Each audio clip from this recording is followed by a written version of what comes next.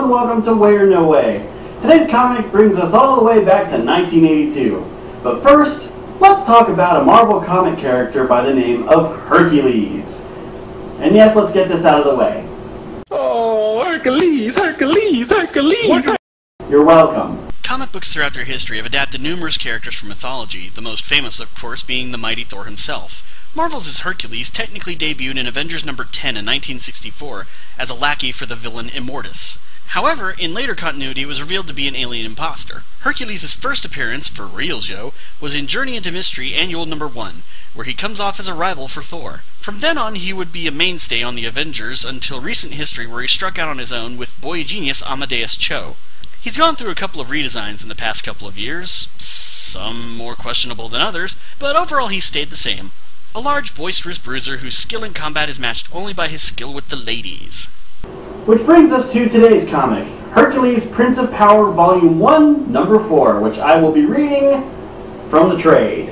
In 1982, writer and artist Bob Layton penned and drew a 4-issue miniseries featuring Hercules returning from Earth in the distant future, after he has had his fill of being a superhero. Thinking he would be embraced with celebration and honor, Hercules finds that Zeus has ordered everyone on Mount Olympus to shut their gobs for the whole day.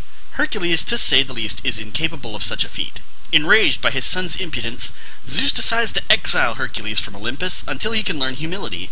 However, instead of being sent to Earth where he is highly praised, Zeus decides to cast his son out into the universe where Hercules' godhood means precisely dick. The popularity of this miniseries actually spawned a 4-issue sequel and a graphic novel follow-up called Hercules, the Prince of Power, Full Circle. For those who don't know, Bob Layton actually designed the action figures that would become the catalyst for Marvel's Secret Wars in 1984. Afterwards, he also co-created Valiant Comics with Jim Shooter and went on a short sabbatical. From then on, he's actually gone on to have a pretty successful career in comics. Before I go into any more detail, let me bring you up to speed on the previous issues. In issue number 1, Hercules is exiled and meets a Writzblian recorder android, our C-3PO for the story, simply named Recorder. In issue 2, he gets mixed up in a plot involving a woman and her reptilian fiancé. Issue number 3 has Hercules dealing with an alien death cult who sought to blow up a planet in honor of their god, who turns out to be none other than Galactus. So gird thy loins for battle. It's Hercules, Prince of Power, Volume 1, Issue 4. First page of the comic shows the Recorder being attended to by his Writzblian creators. He begins to recount his journeys with Hercules in brief before we're brought to the story. After saving Cygrim 7 from the death cult from last issue, they decide to have a celebration to honor Hercules. According to Recorder, Cygrim 7 is universally known for their exotic potions and brews. So yeah, Hercules just landed on a planet whose main export is booze. Remind me to get a star chart when this is over. The Cygrim magistrate welcomes Hercules with open arms. Nothing's too good for the being who saved our planet from certain doom. Yeah, we're not even angry about your horses eating 2 of our dock workers at the spaceport. Sorry about that. It's okay. They were part of our prisoner work release program. One was a mass murderer, the other one was a screenwriter for Battleship. While Hercules gets hammered with his generous host, the magistrate gives Hercules a bottle of special brew, saying that it's the most potent liquor in the universe. I'll be the judge of that. Hercules puts his Chekhov's gun away and saves it for the climax. Meanwhile, out in space, a fiery female figure streaks through the stars. Through the heart of a blazing sun, this being came, passing through the wreckage of the Brotherhood's ships that still orbited around Cygrim 7, melting them as she flew by. The rest was standard procedure for a Herald of Galactus. Locate the largest metropolitan center, clear and secure the area, then signal the mothership that all is in readiness. Well, all I have to do now is wait. This is the beer planet, right? Maybe I can tie one on before all the screaming starts. Hercules looks at all the lightweights around him while Recorder continues to narrate. The arrival of the Herald of Galactus, it is fair to say, went totally unnoticed by the participants of the celebration, due to the fact that by that time, most were unconscious. Thou puny snails wouldst not last a single night in the hallowed halls of Olympus. Why yes, the last time I celebrated there was during the Gods Gone Wild Bash. Ah yes, we partied like it was 1199 BC. Hercules gets wind of the blazing babe and rushes to battle. He has a habit of doing that. Recorder tells the reader that the Herald is none other than Frankie Ray, aka Nova. The other Nova. Hercules is not impressed. Begone, woman! This planet is under my protection! Then defend it, if you have the power!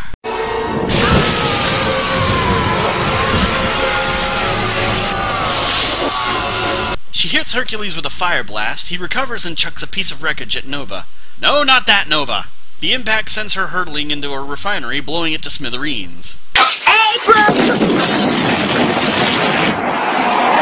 Boy, looks like there's beer coming out of the chimney. I am proceeding on foot, calling it Code 8. We need pretzels. Repeat, pretzels. Nova prepares to continue the fight until Hercules announces himself. You're Hercules? The Hercules? From Earth? The same, woman! Golly, can we go somewhere and talk? They then head off panel and she proceeds to light his Olympic torch. Wow. Must be really lonely floating around the universe with a giant purple helmeted eunuch for company. Wonder how those conversations go. Mighty Galactus? What is it now? Remember when I said that women have certain things that come over them every now and... Oh, dear eternity, you're not getting the visit again. This soon? What? No! The power cosmic can do a great many things, but stopping the Crimson Tide... No. I mean, down there. Still not following. Okay. You know how you eat planets to sustain your life force and satisfy your hunger? Yes? Well, I have a similar type of hunger. Oh, well, if you wanted me to save you a slice of planet, you should have just pleaded. I would have saved you a continent or two. No, Lord Galactus, Well, spit it out. I'm not a mind reader, you know. You and every other guy I've ever met. What? Nothing, my lord. In the meantime, Galactus's immense starcraft had just entered into orbit around Cygrum 7 in preparation to appease his boundless hunger for the life forces of a world. Recorder goes on to say that the death cult from the previous issue was a race of beings from a world Galactus had already consumed. Believing it to be punishment for their sins, they decided to offer planets in tribute to Galactus, leaving him a sizable stash of snacks. That is, until Hercules' crushing victory over them drove them to mass suicide. Recorder finds Hercules leaving his room. Statement. There you are, sir. I was beginning to worry about... Shh! Be silent, friend Recorder, lest thee awaken the maidens slumbering within our chambers. Interrogative. I am not sure I understand. Has the danger passed? Let it simply be said, the fire is out for the nonce. He extinguished her flame with his... Ew. Before Hercules could use his patented nut and bolt escape plan, Galactus starts to feed off the planet. Recorder tells Hercules that the energy converters are self-regenerating and cannot be destroyed. Then, friend Recorder, we must take the fight to Galactus! Statement. I was afraid you would say that. So Hercules and Recorder fly off to Galactus' ship, hoping to sneak aboard. They run smack into him. Great stealth there, Solid Snake. Galactus bids you welcome, Olympian. I trust you are the reason my herald is tardy. Is that what they call that nowadays? Hercules tells Galactus to piss off, but Galactus reminds him that had he not slaughtered his celestial kitchen staff, he wouldn't be there. I allow you to converse with me out of respect for a fellow immortal. Be advised to curb your tongue lest you incur my wrath as well. Hercules responds to this the same way he responds to a broken toilet. He punches Galactus in the guts. You dare strike Galactus! Aye, and thou knowest what else? I drinketh thy milkshake! Galactus, who no-sells the punch better than John Cena, The Rock, and Hulk Hogan, thoroughly pwns Hercules by flaying him alive, turning him into protoplasm, and then reforming his body. Leave or stay, it does not matter, but seek not to interfere with the will of Galactus, Olympian. He then turned and went back to his task of overseeing the destruction of Cygrum 7. Hercules just sat there for hours doing something I've never seen him do before. He was thinking. Oh, what? You mean to tell me that Hercules isn't a completely idiotic, womanizing jerk who throws his fists at his problems like some ancient Greek version of Fonzie? Recorder thinks they should make like Michael Jackson and beat it, but Hercules ain't moving. Nay, friend Recorder, my duty remains clear. At last I am beginning to see the wisdom in Zeus's punishment. Mine own arrogance hath caused the Lion of Olympus to be humbled. You know, if this isn't the first time you've met Galactus, you think you'd know that rearing back and decking him isn't exactly the best strategy. I mean, kudos for having the balls to do it, but we do not just haul off and punch interplanetary deities of immense power in the face! Hercules laments that the planet known for its exotic liquor is about to be wiped out. Then he gets an idea, reaching for the flask of super booze in his belt. Because of course he figured he'd need it when facing off against f***ing Galactus. So, how does our hero plan to save the world? Of Cygram 7? I swear to you all now, I am not making this up. Hercules calls Galactus over and respectfully asks him to knock a few back while they wait for the end. Galactus agrees to this. The recorder then futzes with the computers, which draws the attention of the big-headed two-horned giant purple planet eater. Hercules then pours the entire contents of the Mega Mead into Galactus's crunk cup? Recorder ends up frozen in a block of crystal while Hercules and Galactus proceed to drink. Very good, Olympian. I accept your tribute. Is it warm in here? You know, I didn't want to do this. I didn't want to do this whole planet-eating stuff, you know. It's just too much work, you know, people being mad at you, and I'm just like, dude, I'm trying to eat here. I'm just trying to eat to survive, man. But, you know, I wanted to be, you know, a tax attorney or some stuff, or, you know, or a baker, or, you know, actually, it was an interpretive dancer. An interpretive dancer, yeah, oh, God. Yeah, oh, yeah. Yeah, I wanted to be an interpretive dancer. Yeah. See, actually, that's a funny story. Actually, I was in the middle, when my universe ended, when my universe blew up for some reason, I was actually in the middle of an interpretive dance. That's right.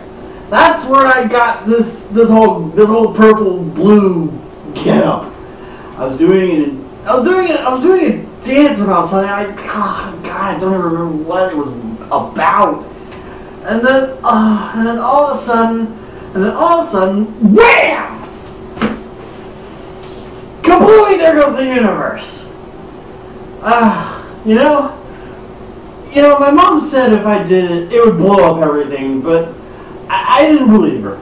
I swear to you, I didn't believe her, but swear to God, true story. True story. Hercules decides to reveal his Vicini ploy. I lace thy drink with the most powerful intoxicant in the known universe. The amount I gave thee could make the thunderbolts of Zeus go limp.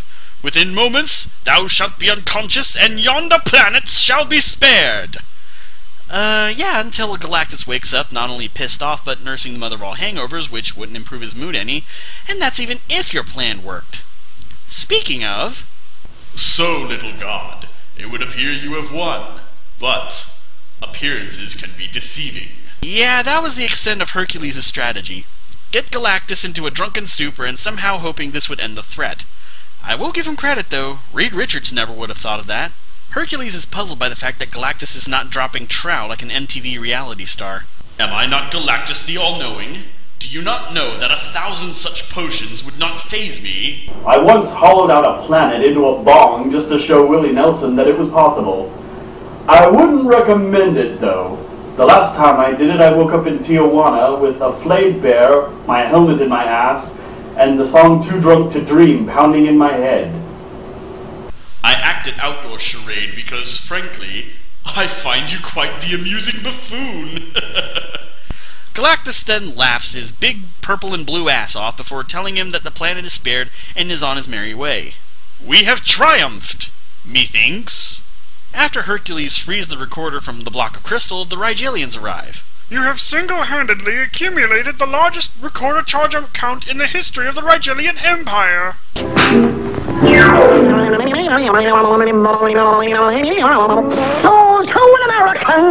The slug people of Cygram 7 offer to pay off Hercules' debt, but the Writzblians still have to take the recorder back until they clear things up with their supervisors. And with the last page of the comic, Hercules bids his friend farewell, finding some comfort in the arms of Nova. Damn it, not that Nova! Okay, now, I know what you're thinking. This comic is silly, preposterous, and completely asinine. And you know what? You're right. It is. But at the same time, I very much enjoyed reading this, so I'm going to say way on this one. The entirety of the first Hercules Prince of Power miniseries was very much tongue-in-cheek with some decent character development despite the story ending as abruptly as it did. The next miniseries would have some of the wacky antics, but would become a bit more serious and darker in tone. Overall, I recommend this series as a fun little time waster. See you next time, everybody! Sober, life is a prison. Shit-faced, it is a blessing. Sober, nobody wants you. Shit-faced, they're all undressing. Oh, sober, it's ever darker. Shit-faced, the moon is nearer. Sober, you're old and ugly. Shit-faced, who needs a mirror? Oh, sober, you're a Cro-Magnon. Shit-faced, you're very clever. Sober, you never should be. Shit-faced, I gotta get too drunk to dream, 'cause dreaming only makes me blue. I gotta get too drunk to dream, because I only dream of you. I gotta get too pissed to miss you, or I'll never get to sleep. I gotta drink wine. No. No. This cannot be. This cannot be my